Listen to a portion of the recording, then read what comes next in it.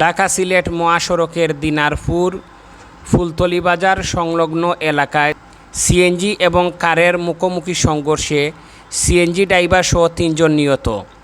আশঙ্কাজনক অবস্থায় আরও ২ জন উসমানী মেডিকেল কলেজ হাসপাতালে চিকিৎসাধীন রয়েছেন। এই মর্মান্তিক সড়ক দুর্ঘটনার পর ঢাকা মহাসড়ক প্রায় ১ ঘন্টার মতো যান চলাচল বন্ধ থাকে। দীর্ঘ সময় যানজটের দুর্ভোগে পড়েন যাত্রীবাহী আরোহীরা। তাৎক্ষণিক শেরপুর হাইওয়ে পুলিশের উপস্থিতিতে যানজট কিছুটা পরিবর্তন ঘটে। ঘটনার পর তাদেরকে উদ্ধার করে সিলেট উসমানী মেডিকেলে যাওয়ার পথে সিএনজি ড্রাইভার আবদাল মিয়া এবং মানিক মিয়া মারা যান। এরপরে আরেকজন মারা যান। শেরপুর হাইওয়ে থানার ভারপ্রাপ্ত কর্মকর্তা পরিমল চন্দ্র দেব দুর্ঘটনায় নিহতদের সত্যতা নিশ্চিত করেছেন।